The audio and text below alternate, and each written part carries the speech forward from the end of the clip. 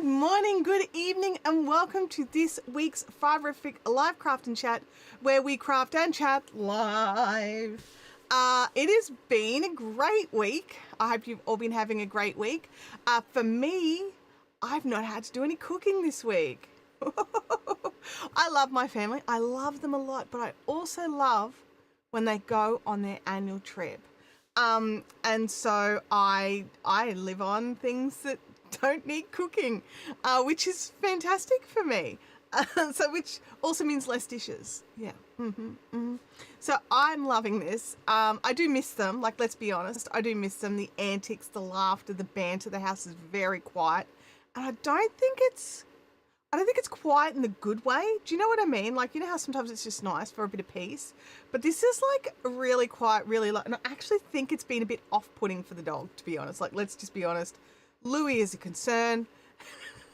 He has now taken to guarding me in every room that I'm in. So I think he is concerned about something. So I'm not sure. Now we even have Louis Cam today. Like he is such a little, like, what's the word I'm looking for? Magnet? No, Velcro dog. He is a Velcro dog right now. And so he is in every room I'm in. Now, I needed to wash his bed that was in this room, so it got washed yesterday, and I hadn't put it back in this morning, and so it's also quite cold in here. So I've got the heater on. You might not be able to hear it, but I've got the heater on in here.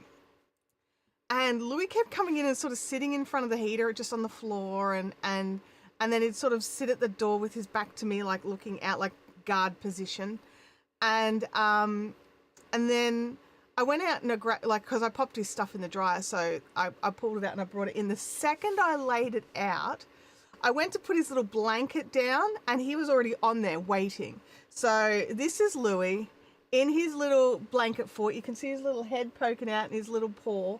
So he is a coldy dog. I'm just going to see if I can bring it over a little bit. There you go. Now you can see his paw. So he's just hanging out there, but if I move past him, he will literally follow me. He'll bring that blanket with him. It'll be on his back and he'll walk around the house in it like a little mop or a little broom. But yeah, so I have Louis the guard dog. Today is the first Thursday of the month, so we will be meeting up at IKEA, Logan in Brisbane, Queensland, Australia. So Logan, IKEA at around 6 p.m. So if you want to come or you can make it, you should totally come, and you should come and hang out with us. We just grab whatever random IKEA food happens to be available, which it's not always everything, let's be honest, and sit and chat and craft. So I'm really looking forward to that tonight. Again, another meal I don't have to cook. So I'll take that one. But what I wanted to have a big chat about today is crafting and experimenting and getting things how we want them, but just not being afraid to experiment. I remember when I first started crafting, especially when I started using or buying expensive yarn. So I want to say buying and using are not the same thing, because I was buying the yarn and then I was too afraid to use it just in case I wrecked it and I would have to frog it and start again, right?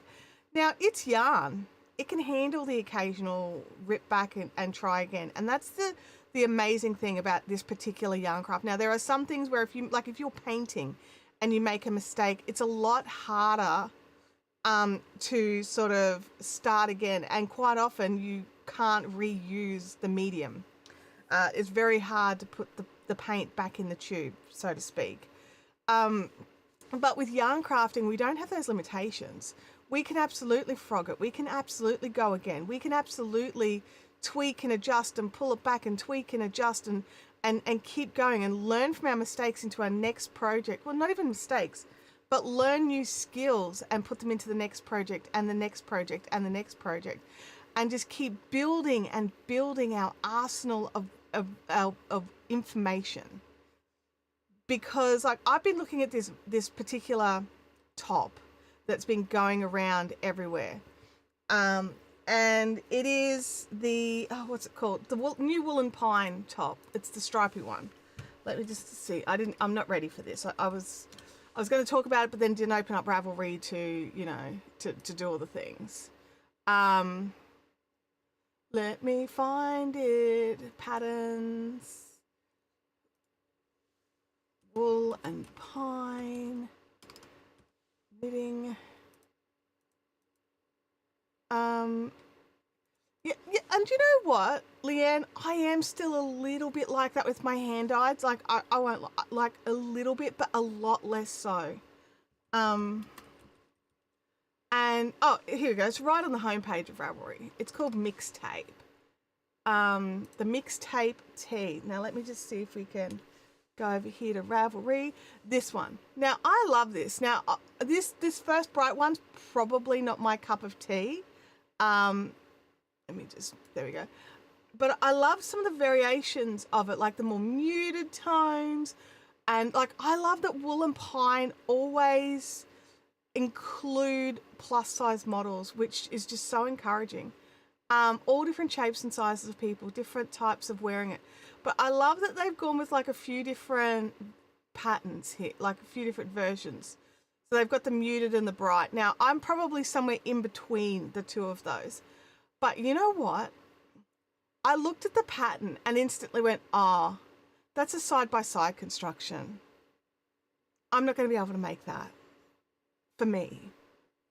And that was when my brain went to instantly, because I'm not comfortable with side-by-side construction. I've not had too much success with it.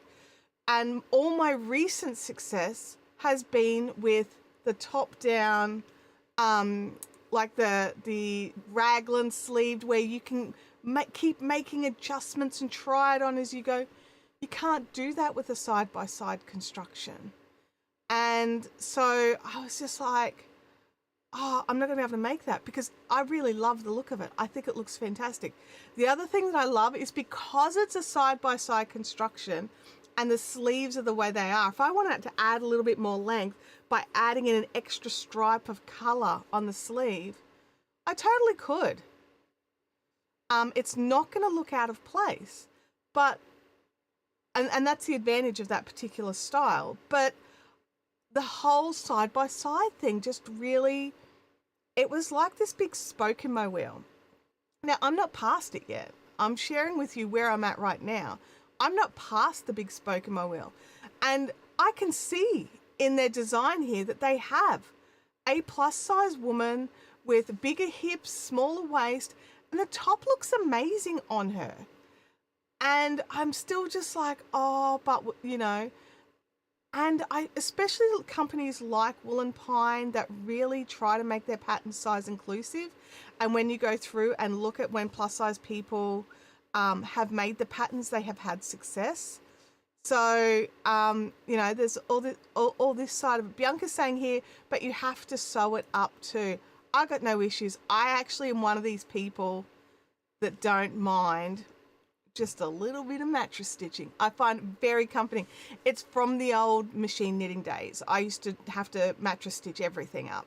And it was one of those things where I actually really, like, I don't know if I enjoy it, but I find it calming. Like that whole process of weaving it into the right spots and then pulling it just so it's still stretchy, but none of the stitches are showing. I actually really enjoy that side of putting things together. It doesn't bother me. When it comes to garment constructions, when you're seaming on the edges, I don't like sewing things up that are weird, okay? Like weird things, right? Like I like sewing pieces of fabric together, and that is all, okay? Like, let's be clear. Everyone's jumping into the chat. Knit Spin Girls is here. Leanne is here as well. Kelly Pole is here. Vampire has made it today. It's so good to see you. Game Widows is jumping in. Red Hooked has joined us. Let's have a look. It's good to see you all. Bianca's here. Bianca's here dropping all the gold. And Gabby Rodriguez has made it. Bianca says that sewing up is actually a major obstacle for her. Okay. And we all have our own obstacles, and we all have our things that we don't enjoy doing, and it's okay. We're allowed to have obstacles and things that we don't enjoy doing. So for me, I really do prefer going top down construction because I can make adjustments. I really don't like bottom up or side to side because it's the experimenting thing. I have to make it, then see if I like it, and then if I don't, I've got to frog it all the way back. And that's one of the big things I love about the top-down garment construction. Now, there are some total advantages to not going top-down. So a big school of thought around especially heavier weighted garments, so like not like nice lightweight t-shirts, but heavy garments like big jumpers and things like that, having those extra actual sewn in seams creates a little bit of scaffolding. And there's two schools of thought of that. Some people agree with it, some people don't agree with it. I think it's probably more likely to be the case that having those firmer seams is better for some of those heavier weighted garments. But it's each person can decide for themselves. So Knitspin Girl says, I'll sew things together, but I'll complain the whole time. Yeah, like I do that with some stuff. Why did that not come up on my screen? Oh, there it is, finally. Kelly says, Wheel of Death, please just come back on its own. Let's have a look here. Stream settings, stream health. I'm getting no data. Okay, I'm not quite sure what's happening here. Everyone's got buffering, YouTube's getting no data. Ecamm is still running. We may be back, I don't know. Not receiving enough data to maintain smooth streaming. This is Spinning Wheel of Doom as well. Buffering, Spinning Wheel of Doom. No.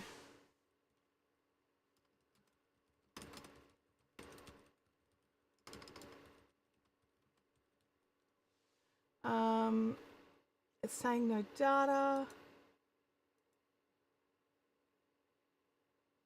Shut that down. Network. Get a massive tank out on the network here. You're all good now? I'm still getting errors on my end, but I'm glad that you guys are all good. So I have no idea what happened. I thought I'll do the whole 4K stream because we have a lot less problems with the 4K streams. And look at this. We are all having problems with the 4K stream. So I'm still getting an error from YouTube. That could just go away at any second. I don't know what's happening in this relationship with Ecamm. I really don't. And I'm thinking I may have to next week, guys. I really thought, no, I'll just do the 4K. It'll be fine. Next week we're going to jump and try another software. I really love Ecamm. I think Ecamm is great, but it seems to be the problem. Because my speeds are fine, and yeah, it's just, I'm just going to grab a screenshot of my warning here so I can send that to Ecamm, because Ecamm try to be clever and they try to make it so it has a variable bit rate. It's just like sometimes the bit rate dips well below what YouTube wants, and then YouTube goes, well, there's not enough data, we can't stream. So anyway, now talking about experimentation, you know how last week we did the Kato thing? I did a little bit more with that. And I dug out some lace weight. So I have some of my Fiberific Boots lace, which is 50% BFL and 50% silk. Here we go. This one here. I love this one. I've been hoarding it. But what I've done is there was a project that I went to do years ago where I was holding a strand of this, a strand of it in Blurple, and then a 4-ply black or dark grey, and it looked really good, but I didn't like it.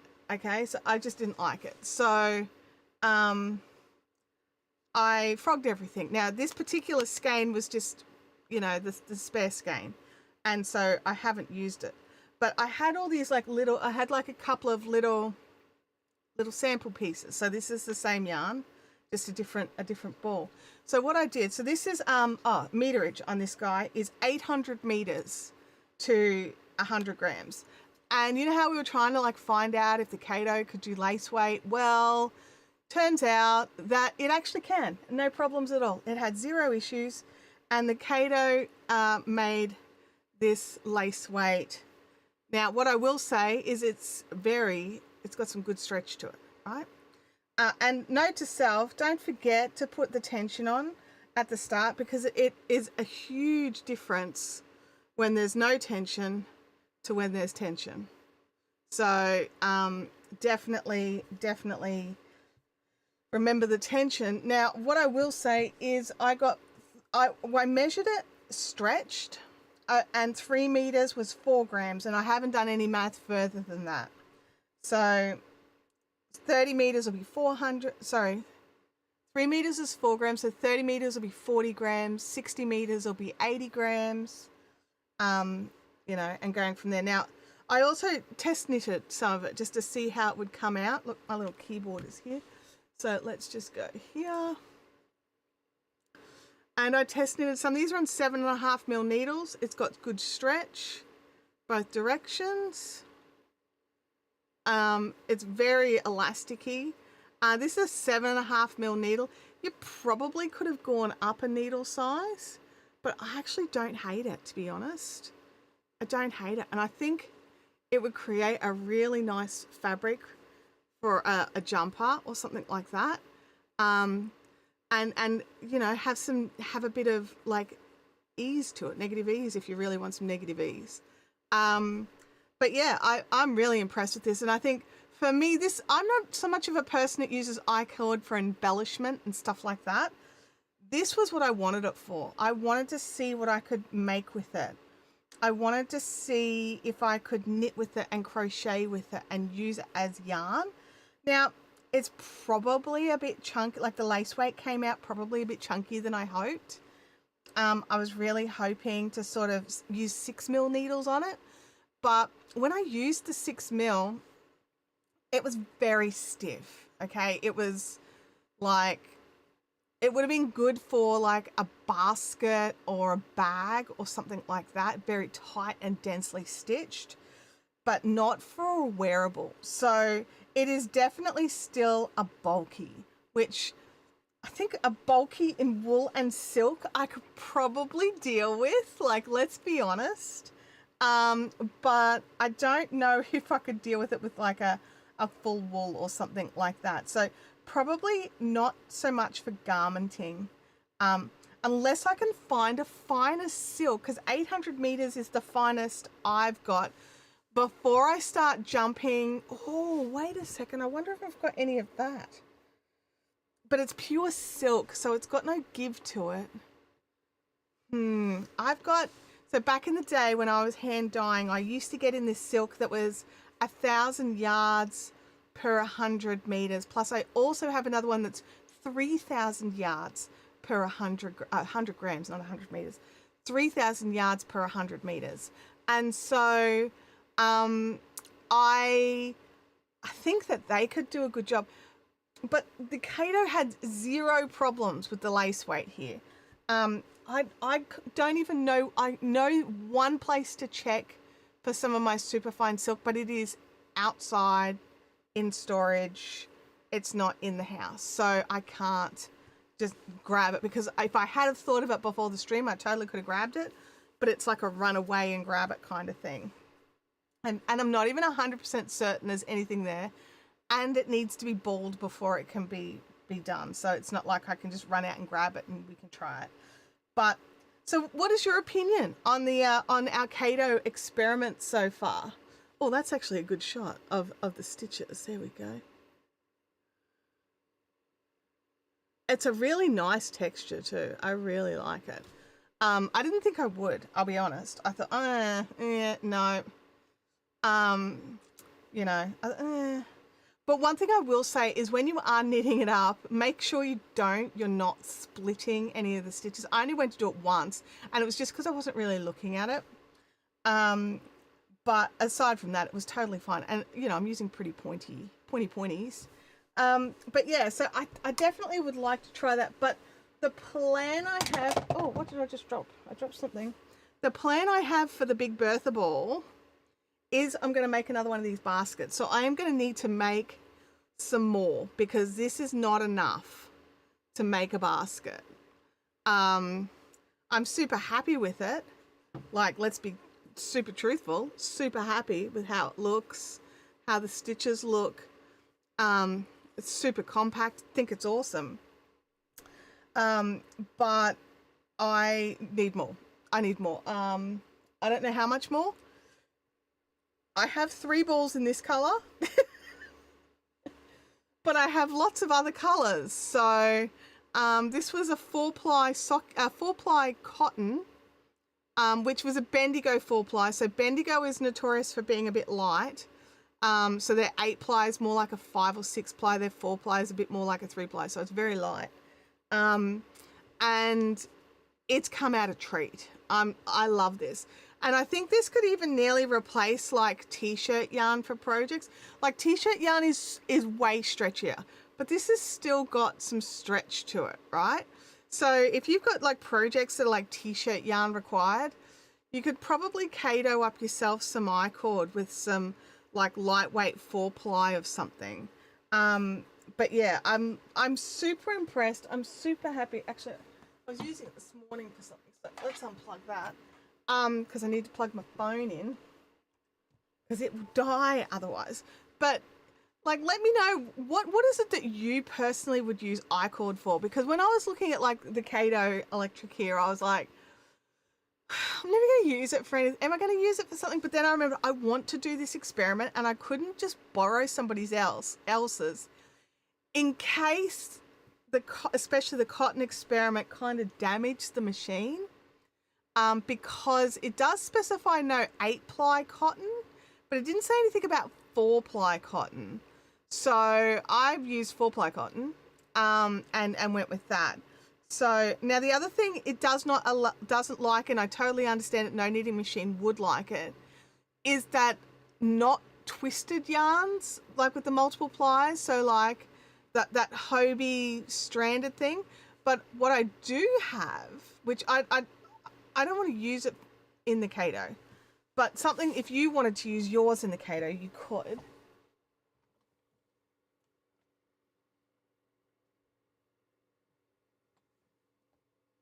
Is this guy. So this is not one of this one's got twist. It's not unplied. It's totally plied yarn. And it's the Cotton King Sultan Deluxe. Now, I don't want to use mine in the Kato because I've got other plans for this. But I think this would work up a treat, and you would still have really nice long color repeats. And, you know, because like, you know, it's just going to take those color repeats and make them a bit shorter. So there's that one. But the other thing I thought would work really possibly well is the Crypto. It is a single. So it's not actually plied, but it's also not got like a ton of strands. So I think it could go quite well as well. There's Cryptos with longer color repeats than this one, and this is my last ball of this, so I don't want to put this through either. But I think some of these could go really quite well. Yeah, I'm just gonna plop you there and plop you back over here. So yeah, I'm wondering how fine is too fine. Do you know what I mean? Like, yeah. Because the other thing I've got, like you can see just up there, that blue cone, that's a 500 gram cone of 4-ply cotton from Hobie. Now, I'm probably a bit protective of my Hobie yarns just because I can't replace them, because Hobie in their great wisdom decided that they don't ship to Australia anymore. Like, good job, Hobie. Like, we don't charge you ridiculous customs to import into Australia, but cool, you can knock us off your list. But yeah, so we can't get it here, and it's very disappointing because there was a lot of really lovely yarns that I would get from Hobie, a lot of cotton and silk blends, and because I'm here in the subtropics, I can't wear acrylic. I'm a plus size woman in the subtropics. I cannot wear a fully acrylic garment. I can't. I can get away with a bit of a cotton acrylic blend or a wool acrylic blend, but the natural fiber has to outweigh the other. Are you even alive down there, little dog? Louis?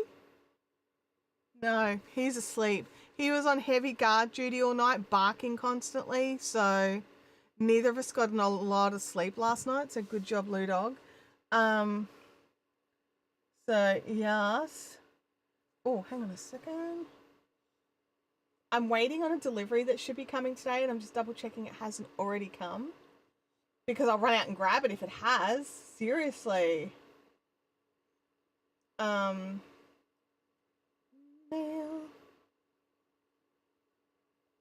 Sorry, guys. It's not here. It's not here. Yeah, hobby girl. Exactly. But look, you know what it's done? It's just meant that I, like everyone's like, oh, you could just buy more Australian. It's like, cool. Show me some really nice, gradient dyed soft cottons in Australia, or cotton silk blends that are Australian, because I haven't found them. Like, yeah, Bendigo cotton's fine. It's good. Everyone's like, oh, what about Bendigo cotton? It's fine. It's single color. Like, you get great value, 200 gram balls, but it's all one color. So if you just want one color, that's fine. And if you just want their very limited color range, that's also fine. And I do buy it. And I've tried supporting some other cotton companies, but again, all their balls are single color, and they make their gradient. They make their gradient by just giving you extra balls of yarn, so you've got to join them all. They're not joined, which is fine as well, but it works out very expensive. And so this is the thing. It's like everyone's like, oh, just support the local industry. It's like, we don't have a local industry that competes with Hobie. When it comes to Hobie's cotton and silk blends and things like that, we just don't. And if we've got a hand dyer doing it, they're importing the yarn because it's not made here. So I do get a little bit frustrated when people are like, fine, I'll just go local. And it's like, that is cool. You can go local. And if you can support a local business, do it. Absolutely. If the local business supplies a product that you want and you're willing to pay whatever that price is, do it. There's plenty of things I support local on. When it comes to yarn, when it comes to wools and stuff, I'm cool. Like, I can find lots of supplies for wools in Australia, and I'm super happy about that. But when it comes to the cellulose fibers, which is hilarious because Australia exports a huge amount of high quality cotton, but when it comes to cellulose fibers, we just don't have a lot here. Not that are grown and processed here. So it's already spun somewhere else and comes to Australia. And I just want to point out, Bendigo cotton is made in Turkey. So it's made from Australian cotton, which is why they can label it as made in Australia, and they ball it in Australia, but it's not spun here. So, before anybody starts getting on their high horse about, supporting yarns with low kilometres, Bendigo cotton doesn't have low kilometres. Bendigo wool doesn't have low kilometres. It goes to China for scouring. So, know the path. And I'm okay with it. I buy Bendigo wool. I know that it goes to China for scouring. I know that their cotton is spun elsewhere and quite often dyed elsewhere as well. I'm okay with it. I got no issues. But know the path that your yarns take. Just know it. Because not knowing it and then jumping on people who are like buying their yarn from the US or from the UK or anything like that, and people are like, oh, why don't you support local? You're not supporting local farmers and local mills. And it's just like, I don't think you're supporting them as much as you think you are. So Bendigo does buy its cotton from Australian farms. It does use all Australian cotton. It does spin it all into balls here. But as far as I'm aware at this stage, it is actually spun and dyed elsewhere, and the wool is all scoured elsewhere. I don't know if I'm not sure if it comes back dyed, but they ball it all here. And it's definitely scoured overseas. I've seen that they get the bales here, and they do a lot of the steps in Australia for the wool, and then send it off for scouring. And then once it's back, I don't know if it's processed overseas or if it's processed here, but it does go overseas and it does come back. So this is the thing. Know where your stuff comes from. And, you know, like, I got no issues with products from China. If they're in your budget and they have what you need, that's fine. I have a personal issue with Temu or whatever they want to call themselves.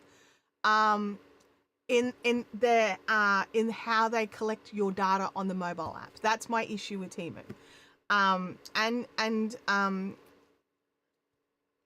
It's not the greatest business practice. Like, let's be honest.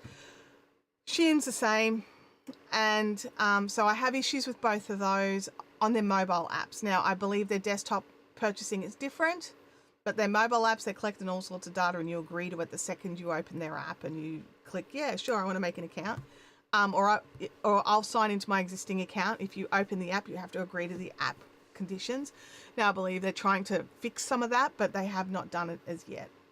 So that's my issue with Temu. It's not the products from Temu. Like, sure, some of it's crap. Some of the products you buy here are crap. But some of it's gold. Like, I've seen some great buys from Temu. My issue is the app. It's not actually the products. So I'm fine with that. But yeah, so, you know, like, I feel like I'm like backpedaling. I'm like, no. If you've got a certain amount of money to spend on a product, you've only got a certain amount of money to spend on a product. It's that simple. And it's either I can spend this amount or none. So it's not like there's no room, and the only place you can buy it from is a particular kind of place. Then you just need to decide. And it's just, you know, you have to make the decisions for yourself in how it all works. Beanie and Kathy coming into the chat. Your recommendations are working. Kathy was showing me an unrelated video, and I saw your stream being recommended in the side. That's so cool. Thank you for telling me, Beanie. I appreciate that. And hey, Kath, it's great to see you as well. Thanks for jumping in. So, and those that are jumping in, if you're wondering what is on the side screen here, that's my dog. He is currently asleep under a blanket because he is a big sap. Frances is here. Sorry she's late. Had to take the cat to the vet. I hope it was a checkup and it wasn't anything too dramatic. Game Widow says, there's not many meals left here for wool. It's sad, really. Absolutely. There's very few meals in Australia for making anything, let alone anything else. Leanne says, have you checked out Panda Mart? At least we locals can go and see and feel the merch. How local is local? Isn't it Northside? I don't go to Northside for anything. Seriously. Like, the only time I go to Northside for anything is the upcoming Wool Fest or whatever it is called that's coming up after my birthday in Redcliffe. That's it. I drive straight past the north side to go to the Sunshine Coast. That's it. I go on the gateway and just keep going. So, Beanie says, damn, really? We used to be known for our wool. We're still known for our wool. We really are. Australia produces some of the top quality merino in the world. And we had a discussion probably a few months back now, about how people travel to Europe and buy merino and then complain at the cost of merino. And it's just like, dude, it's Australian merino. It had to get over there and meet you there. Like, why are you buying merino outside of Australia? But the problem being, while we do have some of the top quality merino in the world, and we also have some of the top quality cotton grown in Australia in the world, we don't have the mills or the processing facilities for it. So it all gets bundled up and shipped overseas, and then it comes back to us for other steps of the process. So for wool, it goes to China for scouring. For cottons, it tends to go to like Turkey and those kinds of regions for processing. And so, yeah, it's just one of these things where we do have the base product. And Australian merino is used in so many phenomenal things, and as other Australian wool as well. But it's just not, it's just not where, it's just not, we don't have the foundations here any longer to go from, I want to point this out, in large scale, we don't have the things here anymore for getting the wool, scouring the wool, which is the cleaning process, removing all the lanolin, spinning the wool, balling it, and selling it. So there's obviously a few steps, there's dyeing and whatever in between. We don't have the scouring facilities in Australia anymore. So that for wool, it has to go overseas. And so, there's all these issues. Now, in saying that, the small scale productions like our good friend Beersheba, who she does, she gets all her own wool from her own flock scoured in Australia. It's actually, she can drive from her farm and drop off the bales and then get it scoured, get it milled, but it's only available in smaller scale right now. So only a few tons at a time. And tons at a time sounds great.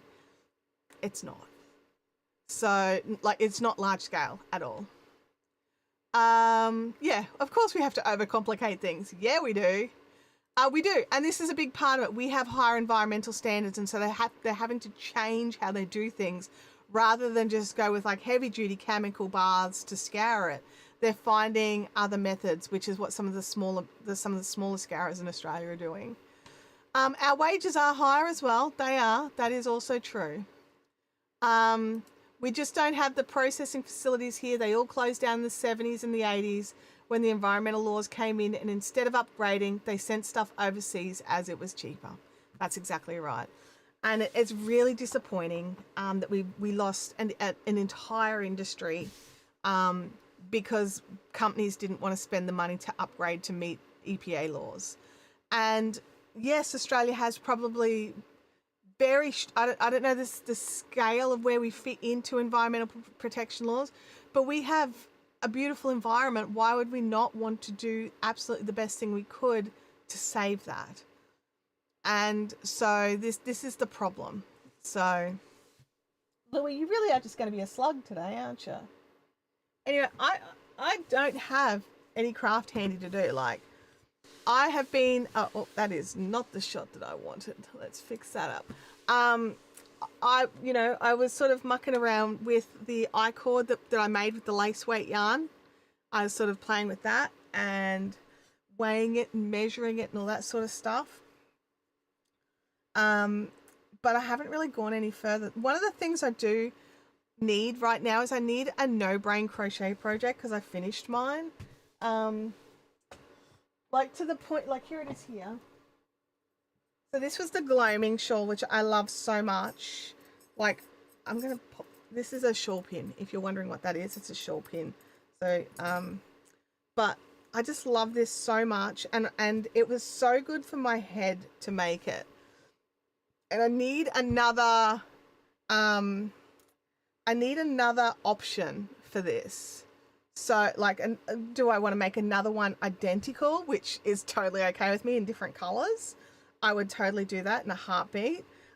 Or do I want to make something else? Because one thing I'll say, this one I think works really well because we do have the color sort of grading. It was a long color repeat. It was the multicolor from Bendigo. See, I don't hate Bendigo Woolen Mills. I love Bendigo Woolen Mills. I'm aware that their Australian made is typical Australian made. It's their percentage that they have to allow for. So let's have, that transition was fancy. It was a little bit. Frances says that this is why she buys Australian processed when she can. Definitely be checking out Beersheba yarns, Beersheba farms, I should say. All of her fiber is all locally processed. It's all from her I was about to say cattle, not cattle, from her sheep. And then locally processed, and just such a good price as well. Is that top-down camera the A6400? No, this one here is the A6400. Is my face cam. I've got a an Obsbot Tail Air 2 for my top-down camera. So for the most part, I just sort of leave it here. It just I did use a Logicam what is it? The Brio 4K. And I use it as a separate camera now for like video calls and stuff when I'm chatting with work. But this is the Obsbot Tail Air 2, so it's the older model of the Tail Air, and it's been great. But I was gifted it, so I didn't pay for it, which makes me feel really weird when I recommend it, because it's like, I know they're expensive, which is why I didn't buy one, but it is fantastic. And so it has been a game changer. One of the big things I loved about it is how well it picks up the colors. And the colors for me are really important.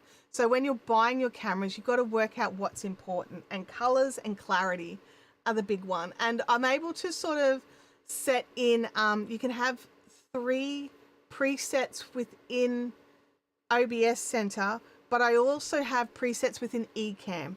So like this is the transition just from face cam to the down hands cam to over here to my screen sharing.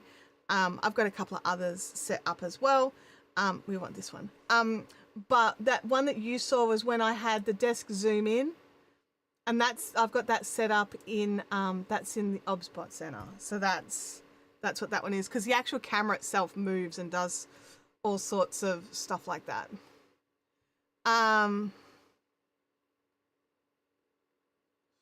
Castledale is beautiful to spin, isn't it though? It so is. I am obsessed with Castledale. It is. I prefer it over Merino. I'm going to be really honest. Castledale is the sheep preparation, the sheep breed. It's a breed that Beersheba, she created the breed herself. It is her breed. The only place you can buy it is from her. So it is a beautiful breed, and it's just this mixture of softness and loftiness without the fragility of Merino. If you're a spinner and you haven't tried Beersheba's Castledale, you need to go to her website right now, beershebafarms.com.au, and just go and buy something. I'm not kidding. Seriously, just leave the stream right now. Can somebody double check that website's correct? beershebafarms.com.au, because hands down, it's worth it.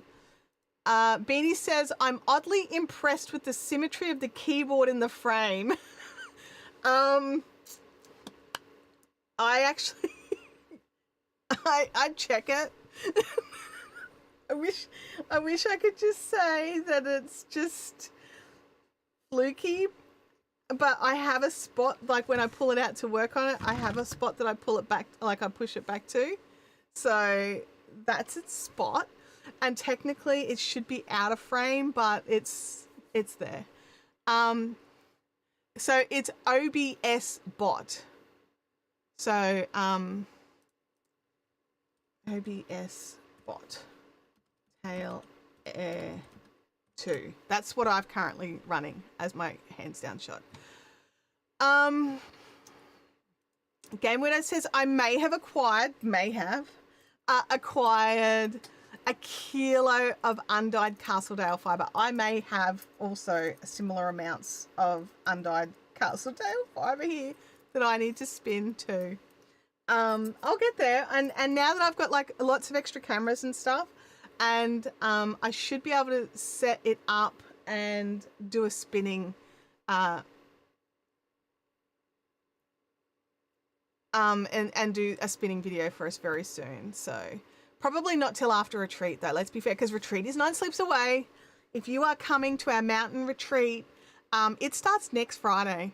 So not this Friday coming, but next Friday. So I'm a bit hypo. Also, I'm a bit stressed because I don't quite have everything ready for it. I'm getting there. So yeah, if you are coming, it's going to be fun. We got Jenny King Designs. She's coming along to teach us something. We have got Crochet with Claire is coming because she's a legend and she's a good friend. And we're just gonna, and Game Widows is going to be there, and she's going to have her bags there if she's got any bags left. Deb from Deb's Hands and Hearts is going to be there. Hopefully she's bringing bags as well. So we've got all the bags. Jenny's bringing yarn, or at least she said she was. Like, it's going to be so much fun, honestly. It's going to be so much fun.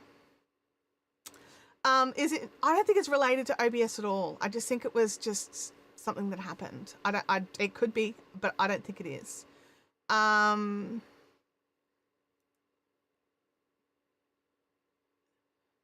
she just told you to pick a bunch and charge your card? Yeah. Will there be a live stream next week? There should be. There should be. I'm going to leave that one a little bit open. If I'm a bit frazzled and a bit time poor getting ready for retreat, I may steal these hours, but I also may need them just to calm myself down a little bit, okay? I just need to just calm myself. So, yeah. Oh yeah, it is a fancy camera, and I probably wouldn't have bought it for myself, at least not anytime soon, but because it was a gift from a friend, I am super chuffed that they upgraded their internal systems, and they're like, hey, we've got this camera, do you want it? I'm like, yes. So I said thank you very, very much. I will take that, because I originally thought it was a bit overkill, right? But it just does colour so well. It does colour so well. I love it. Let me just, sorry, I'm just double checking because Abby is away, and I'm just double checking. Oh, there's a video. I'm just going to mute it. I think it's a video of somebody falling down. No, it's just an excellent photo of her dad on his back with his legs in the air. Trying to get up in the snow. So that's a funny one. Oh, she has the needle toppers as well. And the row count counter chains. So Emma has her own much better version. This is just something I dodged up myself here.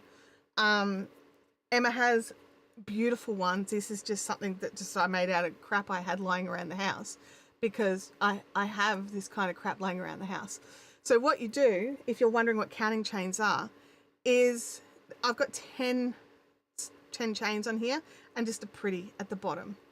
And when you move from row to row to row, you're like, okay, I'm on row 4, and then row 5, and then row 6, and you just keep going. Then when you get down to the 10th row, you start back at the top again. So row 1, row 2.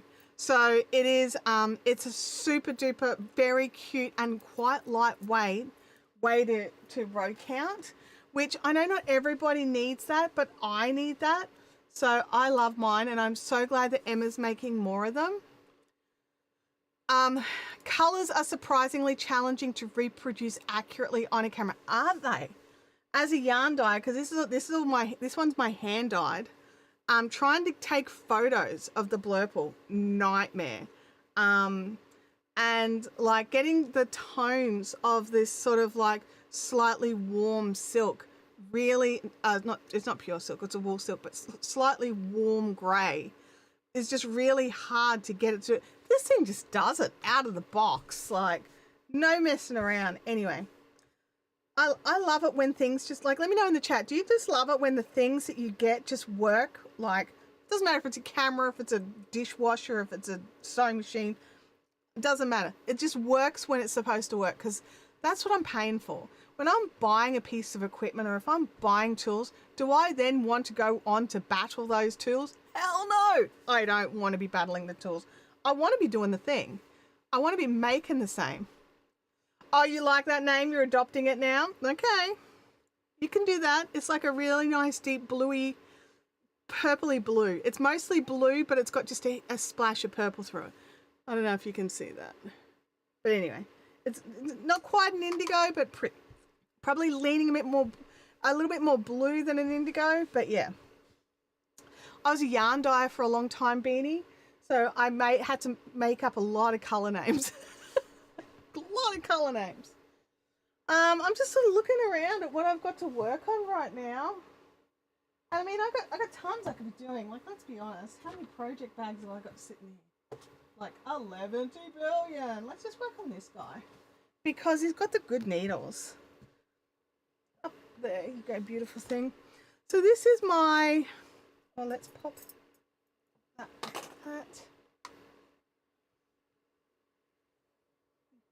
Yeah. Sorry, I just need to clear my space a little bit. This is my supposed to be simple blanket that I'm knitting.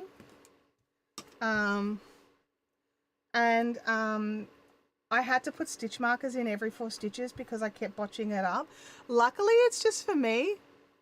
And I'm not making this for anybody else. Otherwise, there'd be much frogging and I would have had to restart it about 70,000 times because I messed it up in the first row, not just like later rows where I could just drop it down and fix it and stuff.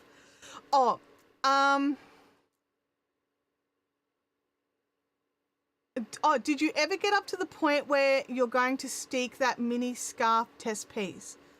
No, because I haven't started knitting it yet. Like, let's be honest. I got the pattern and I got very scared. The pattern's a little bit, requires some braining and a little bit scared. Let's be honest. And my brain's just not been here lately. I've been having to do some really simple stuff because my brain's all going into like stuff for work for Vid Summit and things like that. So, and like then a week after Vid Summit, we've got another in-person event. It's not a YouTube creators event. It's another event with another part of the company we work with. And there's just so much going on. And I've just been given like some extra duties, which I'm super chuffed and excited for. But I'm onboarding for like a whole pile of extra work this week, as well as getting ready for retreat. And it's so exciting and I'm loving it. But I'm also a little bit like, like I'm super chuffed that I'm getting all these all these sorts of projects and stuff. I'm loving it. I think it's so good. It feels good. Like it feels good. But I just, I'm just got to get into like, I've had to do some serious time management. Let's just go with that. Some serious time management.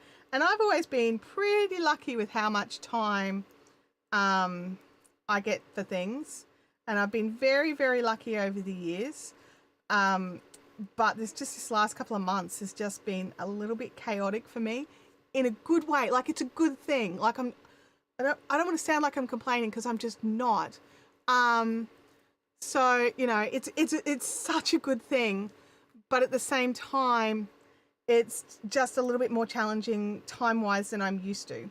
Does that make any sense at all? Like I'm so happy with what is happening, but it's just a lot. Suspicious potatoes, so good to see you. You're lurking while having an early lunch and the chaos duo run around. Yeah. Oh gosh. Yeah, I remember those days. The thing I just realized, or at least with your knitting, is the texture and color does remind me slightly lizardy. That must be why I like looking at them and the colors. Yeah, it'd definitely be the texture of this particular project. Absolutely. Yeah, this particular project is very, like, you've got this sort of like nearly lizard snaky skin kind of textures coming through it because of the color, and then you've also got the texture of the stitches. Like, I see it. I totally see it. Oh, you've already started it, so you can help. I just need the time just to sit and just focus on it and not have anything else I need to worry about. Like, I'm not kidding. I sat down with AI Claude this week and just was like, okay, I feel like there's a risk I could drop the ball with some things, and I really don't want to. Please help me work out how to time manage all of these things. And there's probably more, and I've probably forgotten them. And then over the last couple of days, I've been adding to it. And then yesterday I got a message saying, hey, we've got another project for you. Yeah, it's going to be, it's going to be fun. It's going to be awesome, but just a lot. And so it's and the other thing I was like, and I can't just work with a Notion or something like that. I need something that pings my phone and goes, oi, you need to be doing something else right now. And we're doing it. We've got it all set up through reminders and calendars and stuff, and I do get alerts. So sorry if my phone goes off, because I should have it set to not do anything through this time, but you know, this is the first week of my new thing. So yeah. Kelly says you should totally have that scarf piece ready for retreat, and then we can film your face and the project at the same time, so you can splice it all together in a post for a reaction video. Oh, I don't know if I want that. All right, if you don't know, and if you've been here before, you do know this, but if you don't know, I don't feel comfortable with steeking. Now, steeking is a process where you'll knit something, and then to get it to the shape or the desired whatever, you cut your knitting, right? You just literally cut it and then do stuff with the cut edges. Depends on what you're going to be doing. Oh, it's a trust the pattern kind of pattern. Okay, so if I just keep knitting, I should be all right with it. Kelly says the audience demanded. My audiences are quite demanding. I will say, between this one and my Monday stream, you guys are quite bossy. Like, what is it? What is it? Anyway, I'm a bit terrified of steeking, and I've not done a project where I've needed to do it, because every time I think, oh yeah, I'm brave enough, I'll totally do this, I'll totally steek this, I'll totally make it happen, and then I'm just like, about face, run away, and it's like, no, I'm just going to make it a totally different way so I don't have to do that at all. Whereas I could have saved myself, like, 10 hours or something if I just steeked it. And it's like, no. And it's kind of like me with reverse parking. I don't reverse park. I will drive around and around, and I will drive to the next suburb and park there and hobble back, rather than reverse park. So, like steeking and reverse parking. Who would have thought they went together? But they do. Taking a pair of scissors to your knitting just feels so wrong. I too am scared to try it. Yeah. Now, admittedly, this particular pattern has got a little test thing that you can do, where you literally are making like one for a doll or something like that. So you're not sacrificing a huge amount of knitting time for it, for the experiment, which is really good. What have I done here? I've lost my stitch marker, haven't I? Are you just gone, or? Yeah. 1, 2, 3, 4. But yeah, it's just one of these things. I'm just scared. That's all it is. I'm just a chicken. Just a chicken. Kathy says she's writing her novel while she's listening, so she's lurking. Awesome, Kathy. That's something that's really taken a backseat for me, is my book. And I really need to just not leave it in the back seat. It needs to be dragged into the front seat, kicking and screaming. Francis says reverse parking in my new car with all the cameras is so much easier. I mean, I've got a reverse camera, but I don't have anything for the sides or anything. Some of the new models of cars, and it was even a package option with our car, was to be able to have this thing where it looks at your car and everything around it. So you could reverse in like from a top-down view of a game kind of thing. But we didn't opt for that. We've just got standard reversey cameras. And it's good, and I like it, and it's helpful. I don't trust it. Oh, you're writing romantasy? I am writing a book about live stream moderating. So not similar. So yeah. But yeah, it's definitely thing. So one of the things I was waiting for before I got too far down the rabbit hole of my book is for some of my case studies. Because I moderate Matt's Off-Road Games live stream, and it has like 14 to 16,000 people in the live stream, and I moderate that alone. And so I needed to get permission, like from that and from Daryl, to be able to use some case study stuff from their stuff. And I have that permission now, so I've just got to do it and stop being a big baby and just pull on my big girl pants and just do it. However, time this next couple of weeks is at a premium. Yeah, see, where's the book? The book is coming. It's been sort of, it's not so much backburnered, it's just kind of pushed to the side a little bit. Um so just while I get some other things out of the way, and then I can go with it. But I had really hoped it would be done by now, but it is not. I've got an amazing person who's going to edit it for me, and we're going to go through all the processes and get it all sorted. But I've just got to get, it's got to be a bit more, I need to flesh it out a bit more, is really what it comes down to. I've really got to get in some of the case studies. I will, I promise I will. It's coming. It will happen. Um, Oh, yours gives you the guidelines and the over the top view. Is that amazing? Because I kind of regret not paying the extra for that. But at the same time, it meant we were going to have to wait longer for our car. And at that particular point, it was timing was the big issue. Um, Beanie says, I kind of want to do a book about neurodivergency, but kind of thinking I'll start doing videos first about it. Yeah, I see that. Absolutely. You've got to work with what you're comfortable with first, and then you can progress from there. So I'm planning a book and a course, and then so I was going to do the course first, and then I realized if I write the book, then I basically just need to adapt what's in the book for the course. And so yeah, it'll be easier if I do it book first then course. So that's what I'm doing.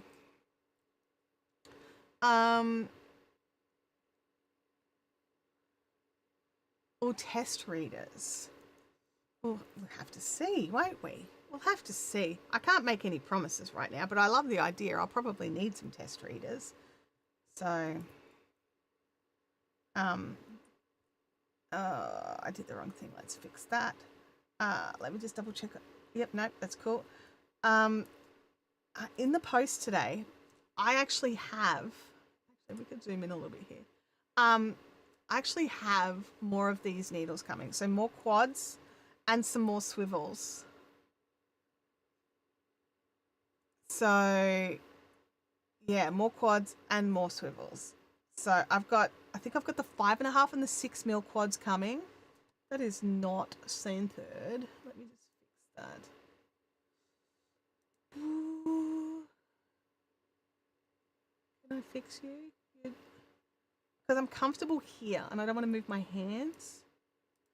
So I'm just gonna, there we go. And I'll save that. But yeah, I'm really looking forward to getting some more of these swivels. Like it's actually been putting me off starting projects using these cables because I want more swivels. Because the swivels are game changers. I don't know why they didn't put these swivels on their Swiv cables. It would have been next level. I would have been so happy with the Swiv cables, and I would have bought 11 billion Swiv cables and replaced all my red ones. But no, that's not what they did. They put some big chungus on there that no one likes, and so no one wants Swiv cables. So hopefully, down the track, they'll do a relaunch of Swiv cables with the new good swivel on it. And then we'll all do a dance and buy all their new Swiv cables. I'll be like, I will have 10, please, in varying lengths. To go with my 30 red cables. It's probably not 30. It feels like 30. It's not 30. Maybe 20. It's a lot. It's a lot of cables. I don't know why I have so many. What it is I'd go to make something, couldn't find the cable I wanted, and would just get myself a new one out of stock. That's what it was. Every time. So this blanket's not warming much yet. It's not warming too much. It's very small. But all blankets, all hand knitted blankets start somewhere. Why do you have to be a yarn buff? Seriously. It's because you're a single. So this single is an unplied yarn.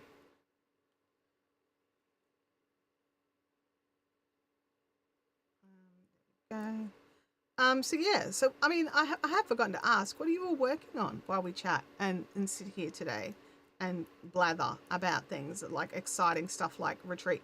Now, what I do want to say and a serious FaceTime, is we still have a couple of spots left for next year's beach retreat. So if you want to come to that, you need to book now, because when it sells out, it's sold out. Now, usually our mountain retreat, it sells out very, very fast. And so once it's sold, it's very difficult to get back in again. We're going to be changing some of those processes a little bit. Like historically, the mountain retreat would resell out before the end of that weekend. So I would open up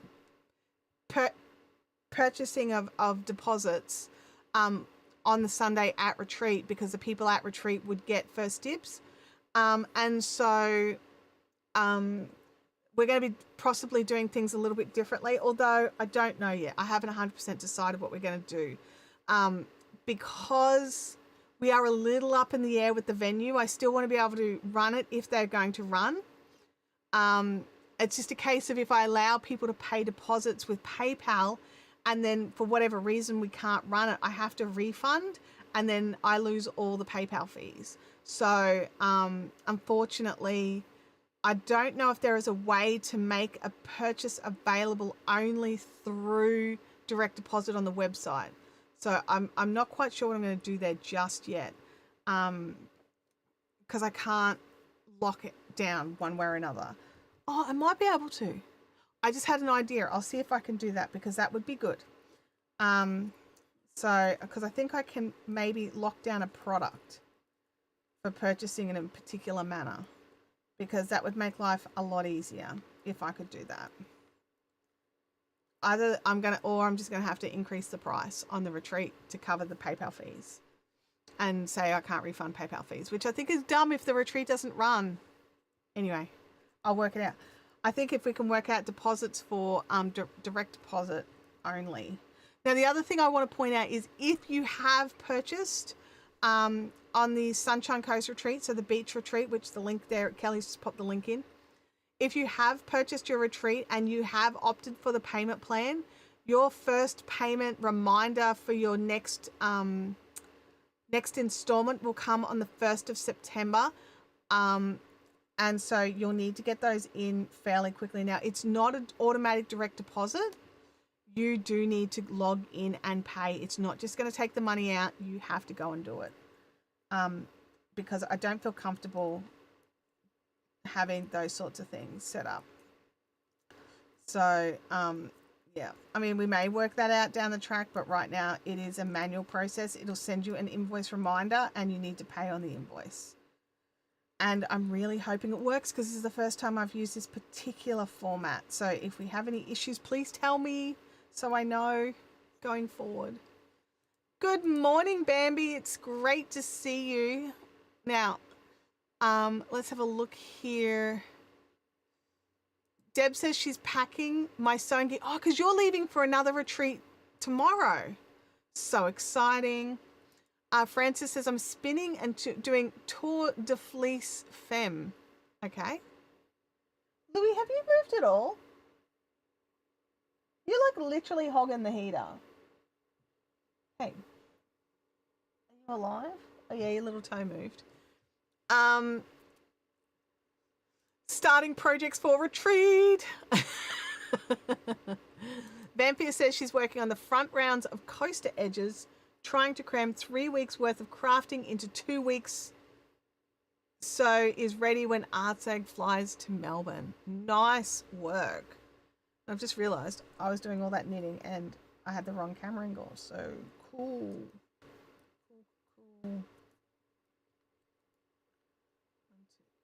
Oh. Leanne says, I'm not crafting, I'm cooking, and I'm so hot in my kitchen. I also have a hairdresser appointment at 1:30. Oh, man, I think I would like to go to a hairdresser again and just see what my options are. If there's something I can do. I don't want to... After all the work I went through to let the grey out, okay, because I've been dyeing my hair since I was 16. I started going grey at 16.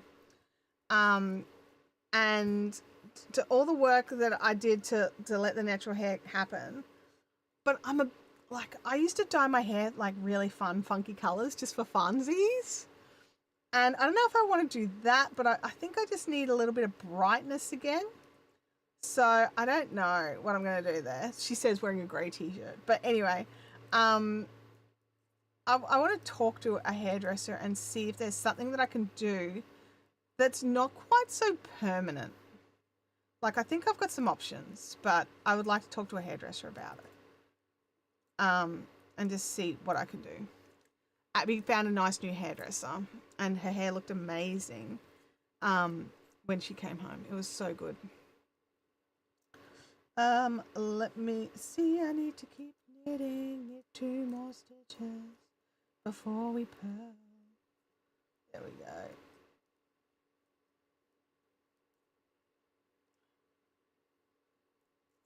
Alrighty, I just finished a throw and I'm trying to decide on what whip to finish next. Have you thought of eeny, meeny, miny, mo? That is always a good option if you can't actually decide. It's like, you know, which my hand, you know, touching this one makes you it kind of thing. And then sometimes your brain goes, oh no, I really wanted to work on the other one. You're like, ha ha ha, I tricked you into telling me what you wanted to work on. And now you work on the one you actually want to work on. That's what I do. Francis says, I'm jealous. I can't come to either retreat. I'm consoling myself with a retreat with my mum and sister in September. Francis, I'm so sorry. Now, I'm hoping that we have a successful Sunshine Beach retreat. And if that's the case, we will book it in again for the following year. So, you know, hopefully you can make it next time. I'm not sure if it's like a... Oh, what have I done here? Oh, hello. Oh, I've done something bad. 1, 2. I think I knitted the previous row when I should have purled it. No, I purled it when I should have purled it. Did I purl this when I should have knitted? I did. I purled the one before it when I should have knitted. That's where the problem is. But we'll get there. This will be our first one at this venue. And the first one at new venues is always a little bit, you know, how's it going? You're adjusting to new things. And you just have to wait and see how it goes. We've got lots of rooms. Our limiting thing, excuse me, at this new retreat is not the actual sleeping accommodations, which is the limitation up at Leonie's. It's actually table space is our limitation. So we'll see how it goes. I do need max numbers for beach retreat, and we're either there or we're 1 off. So I'm not too worried. I have minimum numbers, but I also have max numbers for beach retreat. I don't need 30 to run. We need 21 to run. So I've either already got 21 or I've nearly got 21. So I'm not too worried about that. I think we'll be running unless a pile of you cancel on me, and then we won't be running. But yeah, it's one of those things. But we don't need the 30 to run, if that makes any sense. Oh, YouTube's being naughty again. Everybody, I'm sorry. Oh, you've spotted it, Wheel of Doom. YouTube. Seriously. I could plan a whole camping trip up with my family and then be up there with my husband. Nice. You could choose which one is closest to finished. Or sitting the longest when we're choosing which projects to finish off. Yep. Oh, man. No, it's not the NBN. I wish it was the NBN beanie. It's actually the Ecamm software not sending enough data. It's really frustrating. It's so frustrating. And I don't know why it doesn't happen to other people. I did see it happen to Doug this week. But it's been happening to me for ages, and it's really ticking me off. I don't have dynamic enough screen, so I sort of, you know, we sit here and we knit and we do stuff, and then it goes, oh, you're not, you know, we can really dial back what you're working on. So it's not an NBN thing. It's a I think it's an Ecamm data sending thing. They are dynamic with their data. They don't just choose an amount like with OBS where you just go, okay, I want to send this many megabits per second or this bit rate. It does what it kind of wants. I think I've just done the same thing on this one. I just kept purling. Just kept purling. No. Let's suppose that was. Ugh, that was. I've gone backwards. Okay. I've gotten stressed out. Is what's happened. So yeah, it's not an NBN thing because I've got 250 down and 90 up, and I did a speed test and I'm still good. So it's not my internet as such. It's Ecamm trying to be a bit too clever. I think next week we're going to try something else. We're going to try a different platform because I love Ecamm and I love the group and the company that make it and the support and the bitrate dropped down again. And I do love all of that, but it just it does this. It doesn't send enough data. And so whether I'm doing a 4K stream or a 1080p stream, it doesn't matter.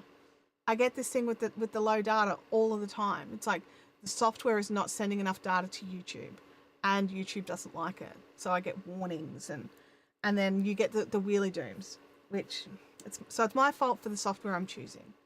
But I'm like, I love this software and I love the team behind this software, and I want to use this software.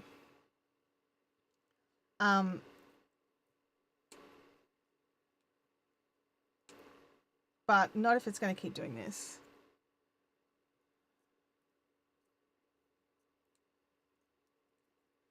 So let's go back down here. I'm just trying to change the scenes around to see if it doesn't. Louis, you've moved your head. Your head's off. Your head's off camera, buddy. Let's see if we can get your head back on camera. No, we have to zoom in a bit more. Get your head on camera. No, there's your head down there. Your head's off your bed. It's off your bed.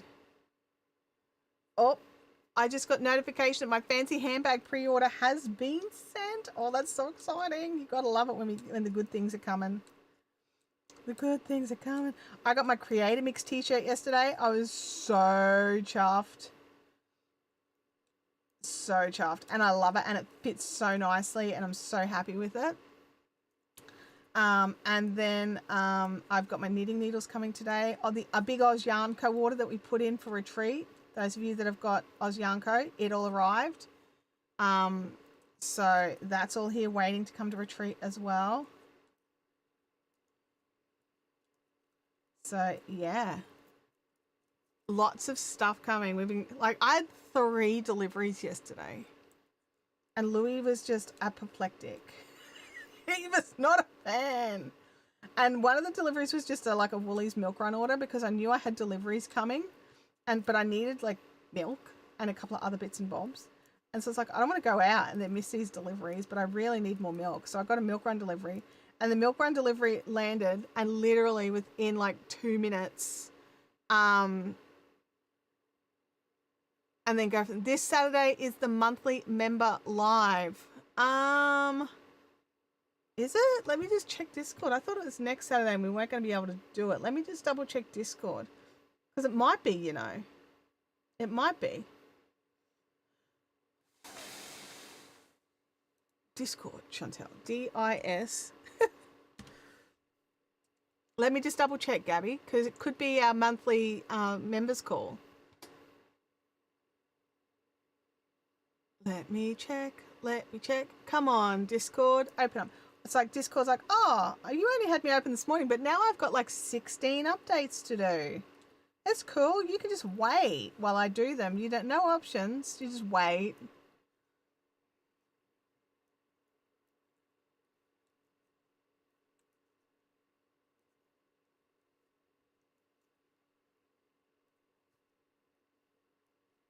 Let's have a look here. Go to the Fiberific Discord. So if you are a channel member, Coffee Levels channel member, then you get to come and join us on our monthly catch-ups. And it is this Saturday. Thank you, Gabby. I totally wouldn't have been there if you hadn't have reminded me. or my phone probably would have reminded me like 5 minutes beforehand, and I would have been running around like a headless chicken. Um, it is the monthly members call is this Saturday, so 10 a.m. Brisbane time. So if you are a Fiberific channel member and you have got yourself all set up, then you can join our monthly members call. Oh, I got that one out. That's good. What am I doing here? Purling. Pearl. Louis is so happy. The second I laid his bed down for him today, he just jumped on it. It was so funny. It was actually it was comedic. It was just like, oh, thank God, my bed. Like, not that he doesn't sleep in my bed or the couch or as the little bed he's got in the lounge room or his own chair he's got in the lounge room. Like, he's not wanting, okay? That's my point. He's not wanting for anything. Yes, it is. It's this weekend, everyone. Discord is correct. Gabby is correct. Member call this weekend. Oh. If you want to drink the tea, open the lid.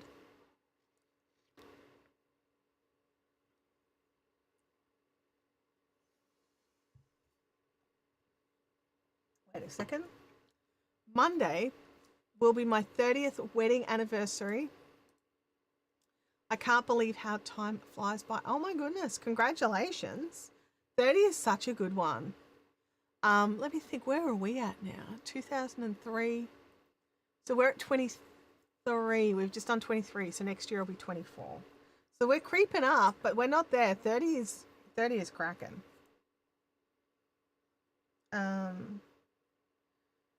What am I doing here? I'm knitting.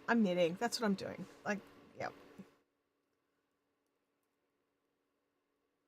You know what's interesting, right? The whole thing is called knitting, and then you've got knit, and then you could be knitting or purling, right? But there's no stitches called crochet. Like, you've got crocheting, but there's no just crochet stitch. There's all the stitches have got other names, like single or double or triple or half double. Gabby says it's Friday evening for me. Are you working this week, Gabby?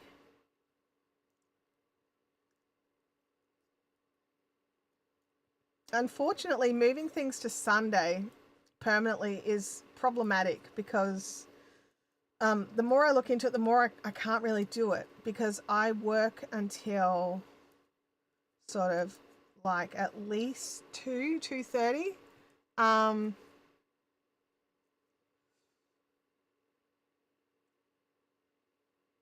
What? Chantel lid opening song for the win. What's oh. Oh man, I forget. You guys can hear me when I do all my little songs to get things done. Oh. Try not to be embarrassed, but I do have little songs for everything. I don't even realize I'm doing them. I realized the very first time that I had songs for things in Sydney, and I was having dinner with a friend, and I was buttering my bread roll. And he was smiling, and I was like, what? And he goes, that's your buttering the bread roll song. And I was like, my what now? And he goes, every time you butter a bread roll, that's the song you hum. And I was like, I have a buttering the bread roll song? And he's like, yep. Oh my gosh, okay. I'm not weirded out by my own self at all now. But yeah, I did botch something up here. I'm just fixing the previous row. But yeah, so, you know, we all have our own things that make us who we are. Mine's little weird ditties for getting tasks done. Don't realise I'm doing it until somebody points it out, but cool. Okay, that needs to drop. Come there, do that.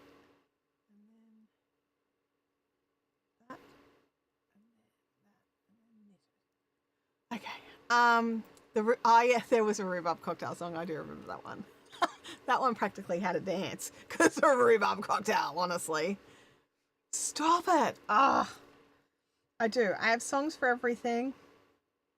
Pretty much. You just don't always catch them. I do try to do them under my breath a lot of the time. I don't always succeed. and my husband working from home, I hear him cackling, and he's like, I know exactly what you're doing around the house based on whatever song is happening. I was like, what? No. It's like, yep.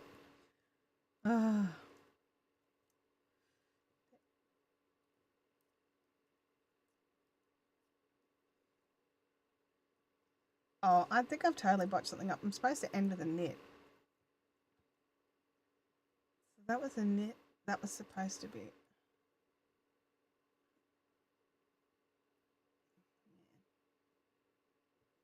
But yeah, humans, we're all a bit different. We all have our own things that make us who we are. Mine apparently is all my songs that I have for just getting stuff done.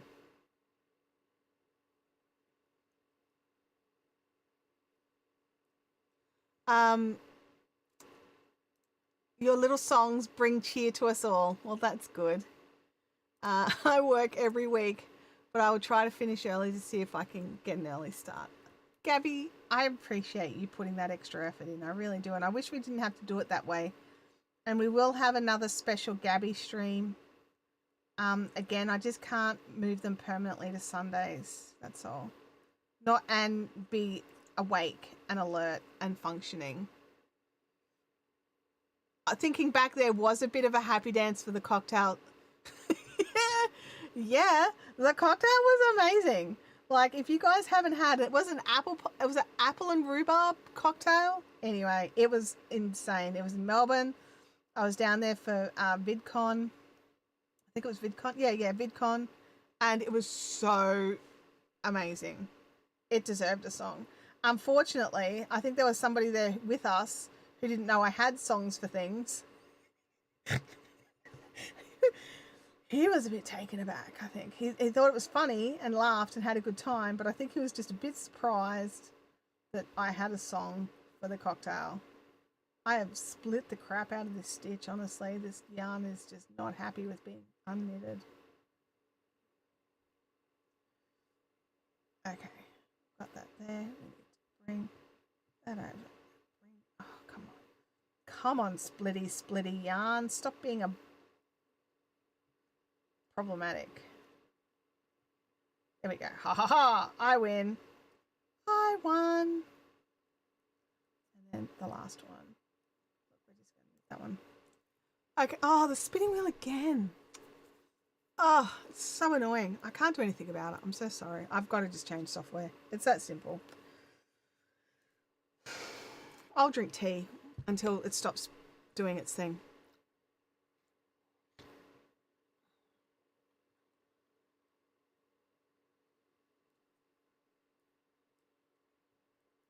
I am frustrated. Are we back? Are we all back? I hope so.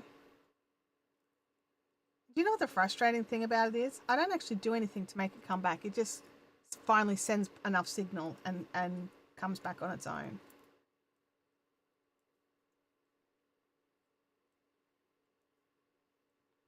Like, yeah, in and out a little and then gone. Yeah, I'm back now though. I think I'm back. It looks like I'm back. I went black screen on this end.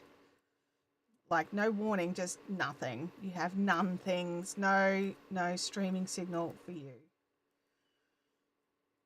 It's very frustrating.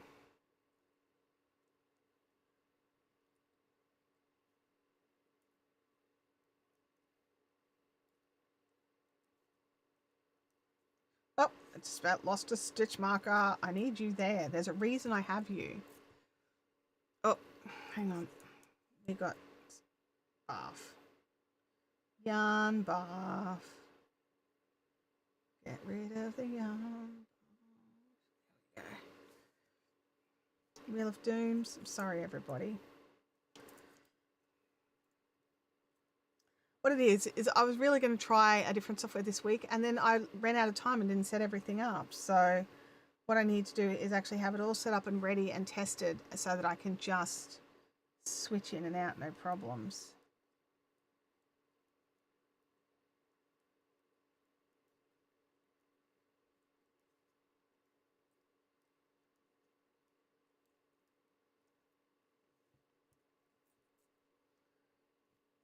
So frustrating. Oh, Russell, hey! I did like those earrings. They were very cute. Um, Good to see you. I am not a jewelry wearer myself, but I can still appreciate pretty things.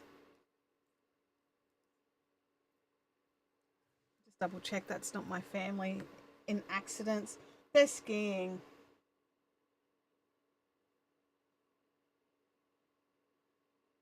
Um, Leanne, just to answer your question there, it's one spot left to reach the minimum. I think there's still 9 spots left, 8 or 9 or 10 spots left. I don't know off the top of my head. There's still a few spots left. So, and you know what? Even if it causes disappointment, there's a limit. Unfortunately, I can only have so many people at one of these functions, and so those that move quickly benefit. Those that don't miss out. Yes, as you started to dive into, said coming soon, then poof, a commercial, and there you were. Oh, gosh, okay.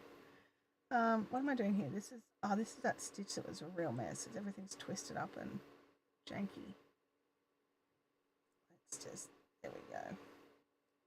Fixed-ish enough.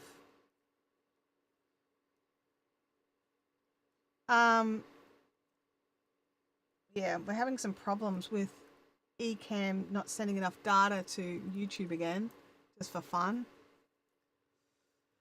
So yes, it's doing it again. By the way, just so you're all aware, it may do the whole disappeary act. I will send Ecamm a help me fix this please message.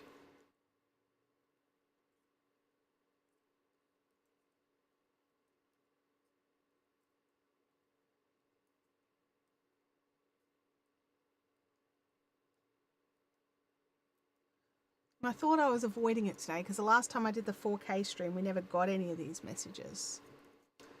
So I thought, woohoo, we'll get around it by just going 4K. I can cope with 4K. But no. Oh, wait. I need to knit these, not purl them. Yep. But no, that was a fluke. That was a once off. It's showing us 9 in stock. That means we have hit our minimum of 21 people. So retreat is running. So that is awesome. So any more now as bonus people. Thank you for checking, Amelia. I am absolutely a lover of shiny things. I just don't wear jewelry, that's all. No particular reason. I mean, I do react to a lot of things, so I always have to buy like expensive jewelry, but I've got some nice expensive jewelry and I still don't wear it. I think my husband really thought it would be different. I'd wear like my wedding rings and stuff. And I was just like, honey, I tried and they touch me and I don't like it. They touch me. And I don't want touching things happening, so they cannot stay. So, you know, I wear them for events and stuff like that if I can. But I just don't always because I'm already, like, usually at events and stuff, I'm already out of my element. And then go in and add jewelry touching me. What am I doing here? I am purling. So yeah, it's just a personality thing. That's all.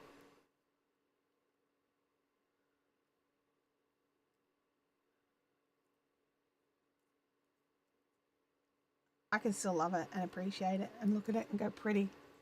Oh, you're painting your house today. Nice work, Russell. Nice work. It'll be nice weather for it too, I think.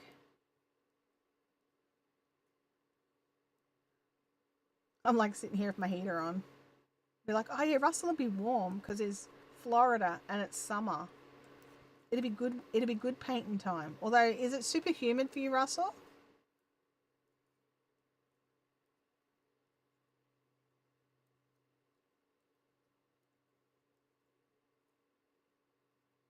Oh, okay, on that. There we go.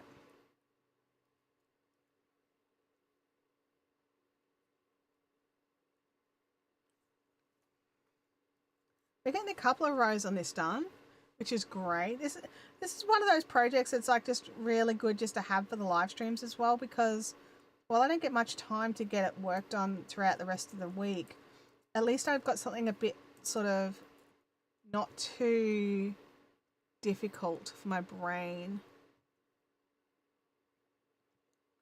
Now my equipment is enforcing brakes. My necklight just ran out of charge. It only takes a half an hour to recharge. Well, I mean, luckily it's a quick recharge, so that's all I can say about that. I mean, I'd be like, how can I mains power this thing? Like, excuse me, I'm not ready for a break right now. I would like to sit here for another 4 hours and keep going with what I'm doing right here.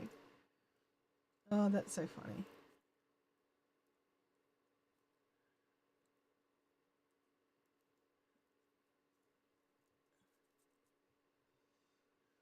Ah, dear.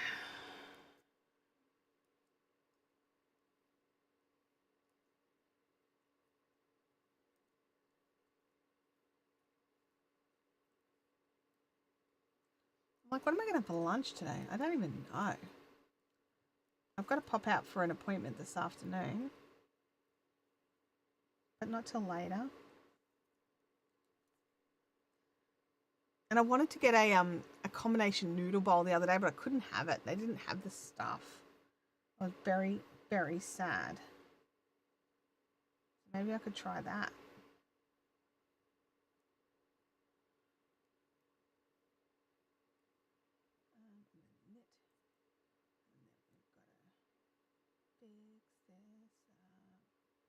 I really hope this is not the same stuff I did on the previous row that I'm fixing up now.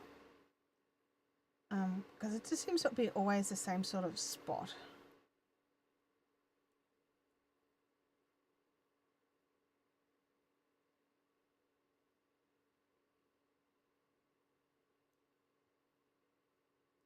Did that? No, it did not. Do that. Then come over. Then knit. Having baked sweet potatoes, that sounds nice. So 2 to 3 hours a day in the mornings, usually rains by 4 p.m, so needs a bit of time to dry. Ah, yep, fair call, fair call.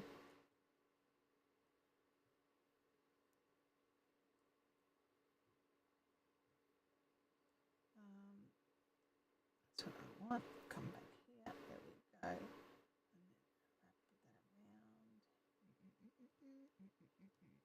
We've got it. All right, and then just purl here.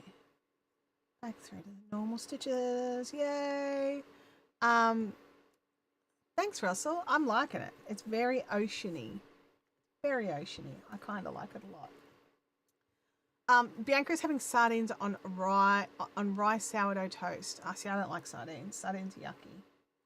That's a no from me. Oh man, again.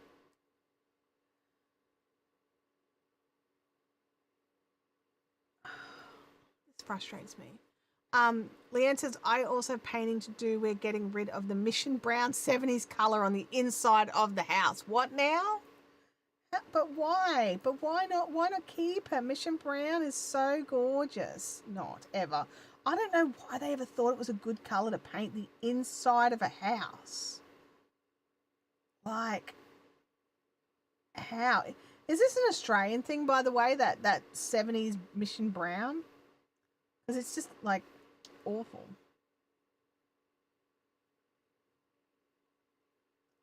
Alright, this is bugging me. And I'm going to put it down. Because for some reason, all of these stitches are wrong. All those. There. And I've got to fix them all. And I don't want to.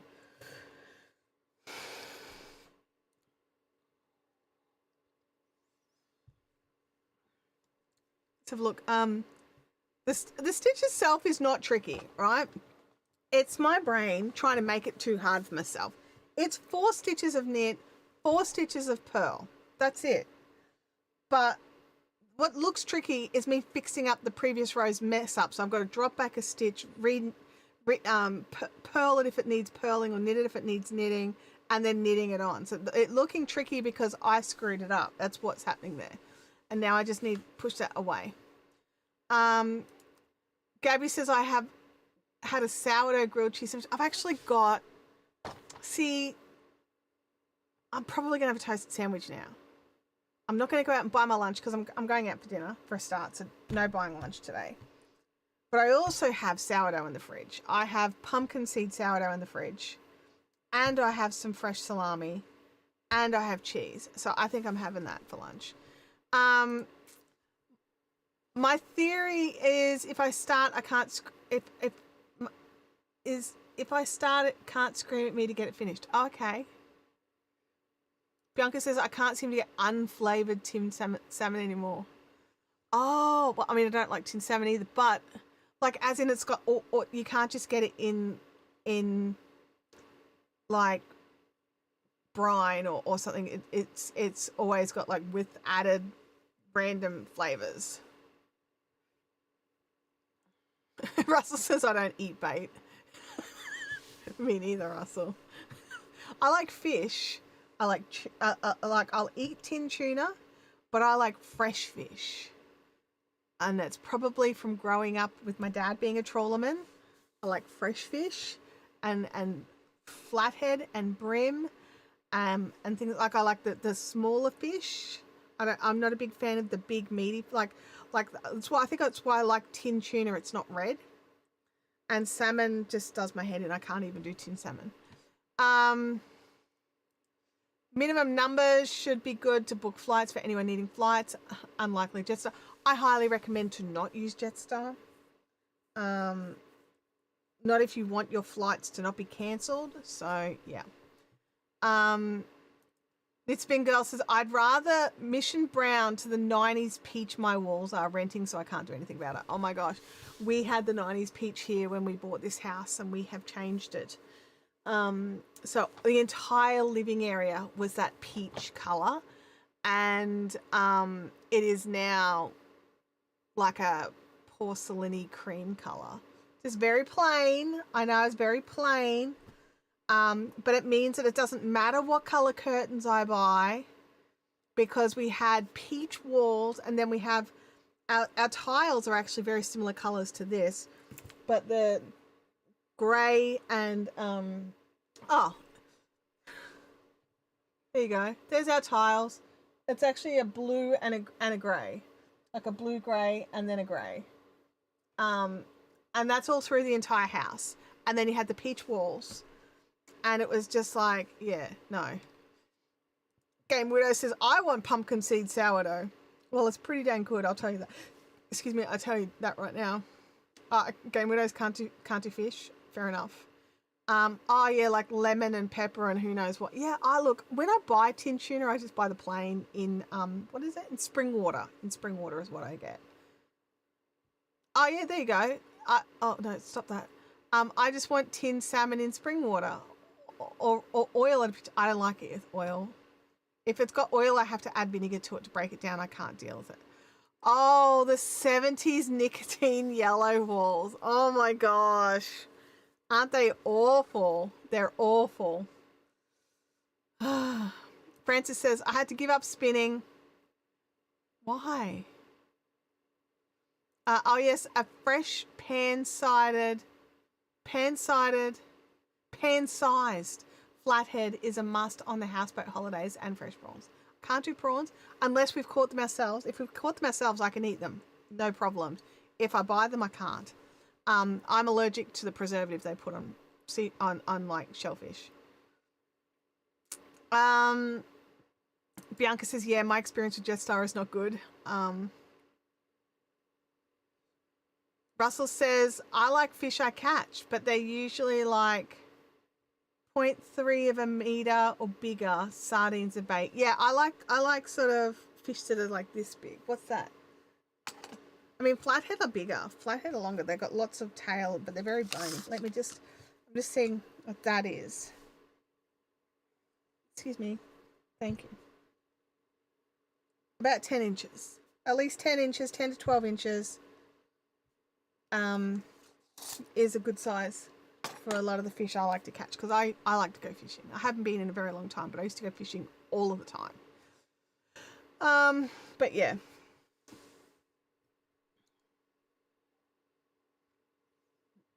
my brother gets frustrated because he can't eat fish. It makes him very sick. Oh, Louis, are you not dead? Well, that's good to know. Hang on. You've moved. Now you're just a pile of blankets. Your little head's poking out. There you go. You're creeping closer to the heater, not further away. Are you that cold? What's the temperature? Let me just check what the temperature is. Let me check what the temperature is. Okay. Look, it's not cold. It's 21 degrees. Feels like 20. Oh, it's going to get cold overnight, though. Tim and Abby are cold because it's snowing where they are. Oh, yeah, Jetstar have got those new bag arrangements now as well. If you've already got your flight booked, I think you're being grandfathered into whatever you agreed to when you booked your ticket. But they're going to be charging now for overhead cabin space. And they're not going to be weighing your bag, so that doesn't matter. I think what it is they've realised people stopped checking luggage and would start just bringing a really big cabin luggage, and so they weren't getting their pound of flesh. And now they're like, now we're not going to weigh your bags. You can have whatever. It doesn't matter, but you will pay a fee to use the overhead cabin or the overhead luggage things. I don't know how I feel about that. Definitely comes down to the fact that weight in the plane is not the option, not the problem that they say it is. Although that seems weird because doesn't the weight determine the amount of fuel that they need to carry? And yeah, anyway, like I don't even know the answers. I don't know enough about planes, but it does, it's problematic. But I'm like, I just pay for a checked bag. Like I'm a fat person. A week's worth of clothes for me is not going to fit in any kind of little bag that I could fit in overhead cabin. And so I will just check a bag. And I would continue to pay to check a bag. And I'll make sure my flight includes checked luggage. And then I don't have to worry about it. And I just take my handbag on the plane. And it never goes in the overhead cabins. Why? Because I can't reach them. I am short. And I can get them open. But then I can't reach anything that I've put in there. I always have to get help. It's like, hi, tall person next to me, and they always smile. So yeah. So if you're going to be flying anytime soon in Australia, please remember that Jetstar are doing that. And if Jetstar are doing it, it won't be long before the others start doing it.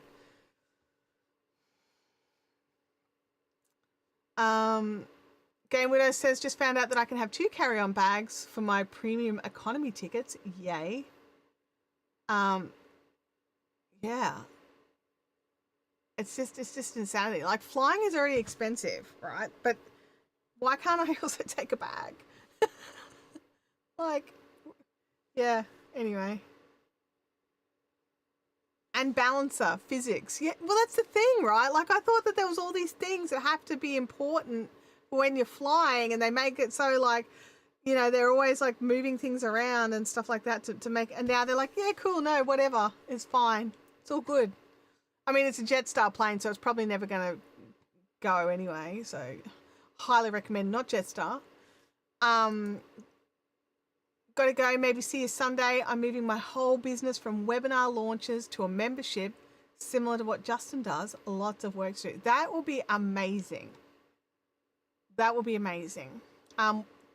Yeah, not sure what Sunday is. What's happening Sunday? I don't know. Yeah, I like checked luggage too. I'm like, give me that checked luggage. I want to be able to fit all my stuff in there. Oh, Beanie, see, look, nice people. I'm not tall, but I do help the short people. I'd have to literally stand on the seats. Honestly, it's how it is. Unless my bag did not move and it's exactly where I put it and I can still reach the handle. Other than that, and it never happens. Somebody always comes in after I board and shoves all my stuff around so they can fit all their 40,000 things in. So I just don't put anything up there. If I can avoid it, I don't do it. I have a bag that I bought specifically that fits under the seat in front of me. That's what I use. It's also a little step for my feet. So time I got a little footrest because the footrest on the seats, the ones that they're too far down, my feet don't reach them. My feet just swing. Oh. Oh yeah, a check bag is a must, but important stuff like medical aids go in the cabin. Like, that's the thing, right? I agree with that. Absolutely. But I still fit everything I need into my under seat specific bag that I have. So all that sort of stuff fits there. I don't put anything in the overheads. Like, if I can avoid it. I did on the way back from the US because I actually had I get around the whole, like, you know, girls have handbags, right? Our handbags is classed as one of our bags. So I have a big, oh, my Monday life. Sorry, yes. Thank you. I was thinking my Sunday, but it was your Sunday. So I usually carry just a small handbag. I'm not a big handbag girly. But when I'm traveling, I have a big tote that has my laptop and everything in it. So it's a big handbag, and I actually just slip my little handbag in it. So I've got that, and it takes heaps of stuff in that. Like, I can fit in, like, packing cubes. I put in, like, an entire day's worth of clothing in there, plus all my meds, everything like that. That all goes in there. Because, like, everyone's like, oh, if you lose your luggage, it's fine. You can just buy more clothes. And it's just like, no, dude, I'm a plus size short person. Like, I can't, where am I buying clothes from? Sorry, can you point out some stores? Because I'll go there right now and just buy them for extras. I'm 5'2".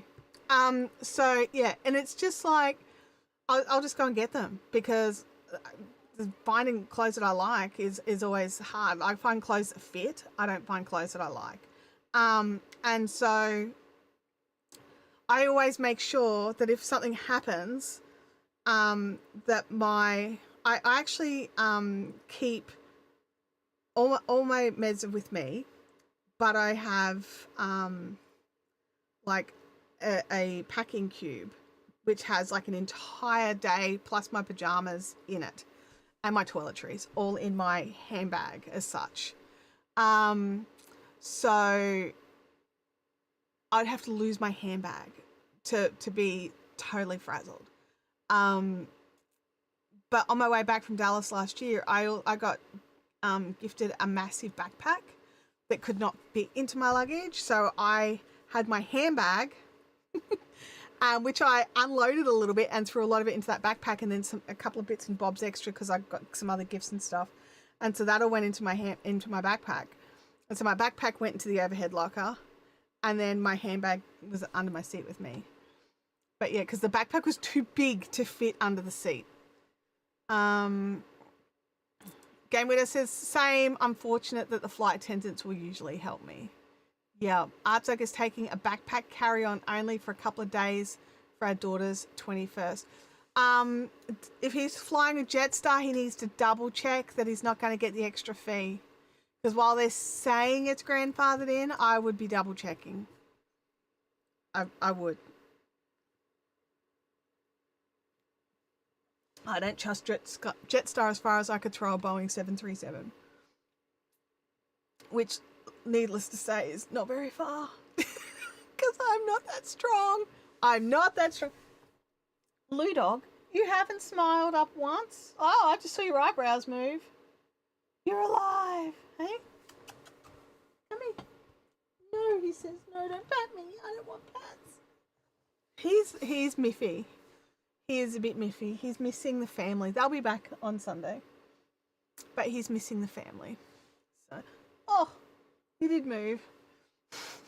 Every now and again, like, I came out into the living room and Tibbles was laying on this table, and it was in such a way that I'm like, Tibbles, Tibbles. And he didn't move. He didn't yell back because he's a yelling cat. And he just like, and it wasn't until I touched him, he was like, what? I was asleep. And then he started really yelling, like, fine, then feed me. Lift me and carry me to go and give me some food. Come on. So, yeah, don't do that, really, is the answer to that. I learnt to not wake the cat up. Even if I think he's dead. Oh, my goodness. Francis says that we're planning a big overseas trip for next year. I follow this chick on YouTube. I can't think of her name. And she is like the wife of a pilot kind of jobby. And so she does all these massive international trips, like from the US to Europe and stuff, like multiple times a year. But because of how they get their seats, because he's a pilot, they they have to only take carry-on. So she shows you how to pack for these, like she's skinny. She shows you how to pack these international trips with just carry-on. And so obviously I can't quite compress it all down that much, but I love her packing technique and style and what she suggests to take and not take, even though I still have to pack a bag. But it means that my bag doesn't have to be like packed to overflowing if I'm on a 10-day trip and I need to take 11 billion things with me. And so I love that part of it a lot. So I'll see if I can find the link for her channel, because she's really clever. I bought so many of her recommendations. Oh, the ticket we booked covers a 7-kilo carry-on. Oh, that's good. That's good. But yeah, it's just, flying is always one of those things where it's just like, I love doing it. I love going places and I love doing it. I'm not afraid of flying. I'm afraid of missing planes. So if I'm not 2 hours early for my flight, sitting there waiting very patiently at the gate, then I'm late. Bring out your dead. I'm not dead yet. Boof. Oh, it's your first time to Europe and the Mediterranean. I've never been. I think you're going to have a fantastic time. It looks so amazing. It really does. But yeah, you may want to watch some videos on best practices for packing and stuff like that. Especially for Europe. There's stuff that they supply in hotels versus what we're used to here is not the same. But that sounds like such an amazing trip, honestly. I like to, like, how do I put this? I don't like to travel just to go and see places. I like to travel to see people, if that makes any sense. So I like to go where my people are. Like, so I've got family in like Ireland and Scotland and England. So I want to go there. And then I've got friends who are in Thailand. So I want to go there. I've actually got a pile of different friends in all different parts of Thailand. So I could like scoot around Thailand a bit. Like, I don't stay with my friends or anything like that. I always book my own accommodation. But I like to be where I can catch up and have a meal with them or a coffee or something, or I don't know. So I like to travel to see people, which is one of the reasons why I love Dallas, because I didn't really have any needs or wants to go to the US except for to meet and catch up with my friends. And so now I want to go to Florida because I'd love to meet and catch up with Russell and check out Florida. And I would love to, I want to go to LA. I've got friends who live in LA.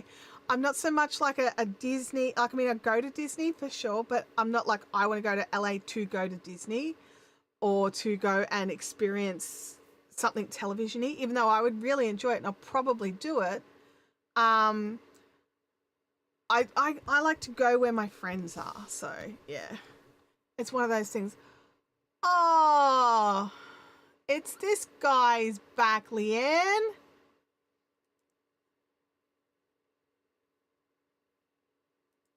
Man,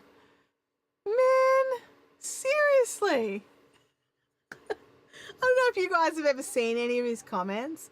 YouTube automatically moderate them, so they never get seen by the chat, which is great.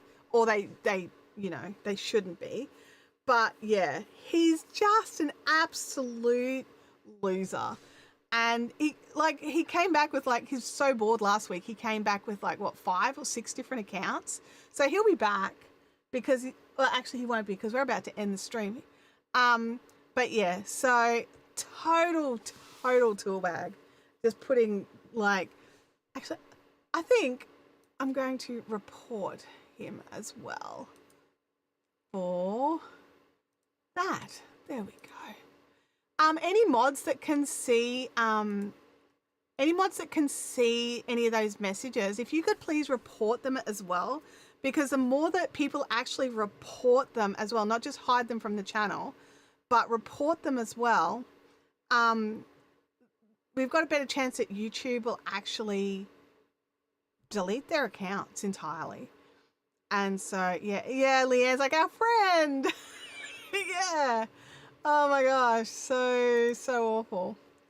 But anyway, on that note, everybody, it's actually time. And we're going to bail, and I'm going to go and have some lunch. I'm having a toasted sandwich or something. I got to use up some of that bread before it goes bad. So I hope you all have an amazing week. Members, I will see you in the members call on Saturday, my Saturday. Those that are local, see you at IKEA tonight at 6 p.m. IKEA Logan for the craft meetup. So I'll see you there. And those that are coming to the mountain retreat, I'll see you there next weekend, next Friday. 9 sleeps to go to the mountain retreat. So excited. All right. You guys all have a fantastic week, and I will catch you all next time. Bye now.